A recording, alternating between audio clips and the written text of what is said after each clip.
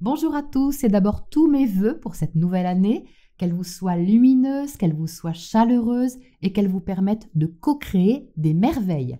Voici donc votre escale de pleine lune du 13 janvier dans l'axe Cancer-Capricorne.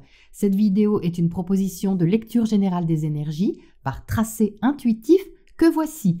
Vous retrouverez le résumé de cette pleine lune dans le livre Astro Tracé 2025 premier semestre avec tous les autres aspects planétaires du quotidien pour vous accompagner dans la sérénité. Et pour ce 13 janvier, voici donc ce qui nous est proposé. Alors sur le premier côté, il y a déjà une énergie un peu tranchante. Donc ça, c'est la présence de Mars. Mars est en Cancer, conjoint à la Lune. Alors même s'il est rétrograde, donc incitant à intérioriser nos combats, à reconsidérer nos initiatives et notre réactivité, c'est quand même Mars. Et en Cancer, il est sous influence des émotions de la Lune, ce qui peut activer davantage nos réactions. Malgré tout, il y a quand même une légère hésitation en toile de fond qui est un petit peu contradictoire avec l'aspect tranché ou qui se veut tranché en tout cas. Alors c'est un peu du style « bon, je le fais parce qu'il y en a marre, hein, clac ». Mais en arrière-plan, on tient quand même à quelque chose. Alors soit on tient à une habitude, soit une forme de confort, soit un statut, peu importe.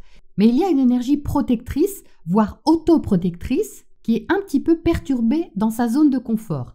Donc la proposition ici, elle est bien d'activer quelque chose, de se positionner, de décider ou de trancher s'il le faut, mais en évitant que ce soit entièrement mené par une réactivité émotionnelle.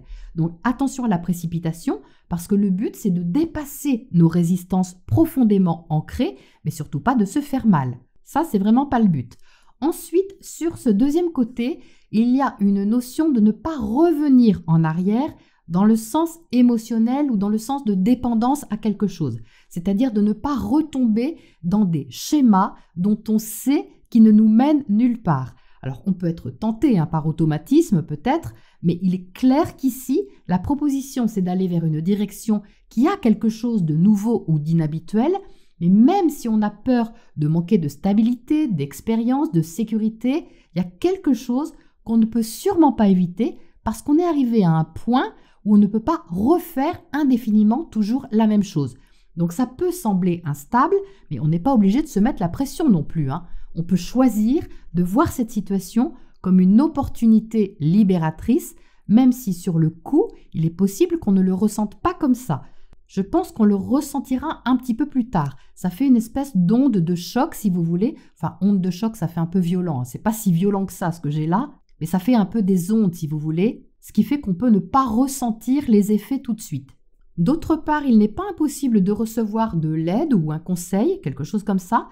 Il y a ici une énergie attentionnée qui donne des consignes ou une consigne, mais est-ce qu'on va les écouter? Est-ce qu'on va accepter de les écouter? C'est pas sûr, ça va dépendre de chacun et de ce que, par orgueil peut-être, on a envie de faire seul ou d'expérimenter seul. Ensuite, sur ce troisième côté, il y a une énergie un petit peu plus autoritaire et exigeante qui insiste un peu sur le fait d'assumer les choses. Alors ça peut être stimulant, mais bon, c'est un petit peu sec quand même, donc attention à la critique ou à l'autocritique qui pourrait faire grincer aux entournures.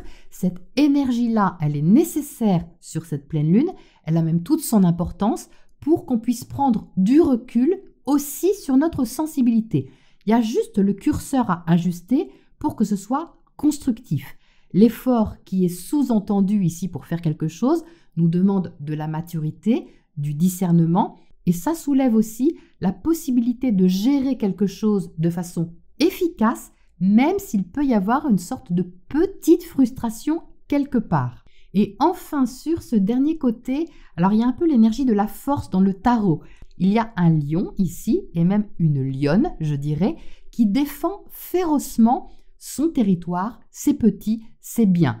Donc c'est symbolique, il est possible qu'on cherche à préserver fortement ce à quoi on tient, et pour autant, il y a en même temps quelque chose à tenter, à ouvrir, y compris dans notre état d'esprit, et peut-être même surtout dans notre état d'esprit. Donc la proposition, c'est de maîtriser nos pulsions pour choisir sereinement ce qui est le mieux pour nous-mêmes, vis-à-vis d'un relationnel ou vis-à-vis d'une situation extérieure, en lâchant un petit peu de lest par rapport à ce qu'on veut absolument préserver ou conserver. C'est pas d'abandonner si vous voulez, mais c'est d'adapter un peu notre réactivité. Et pour finir, à la mise en couleur du tracé, apparaît notre petit personnage mystère, et ici on a une petite mama qui s'appelle Guermantes et dont la mission est d'être attentive aux récoltes potentielles. Voici son message. Vouloir atteindre une forme d'abondance connue par le passé ne demande peut-être pas le même investissement personnel aujourd'hui. La nostalgie n'étant pas constructive, je vous encourage à envisager l'avenir en vous détachant de vos attachements trop coutumiers. Même si l'affect rend les choses sensibles, croyez bien que cette énergie est libératrice.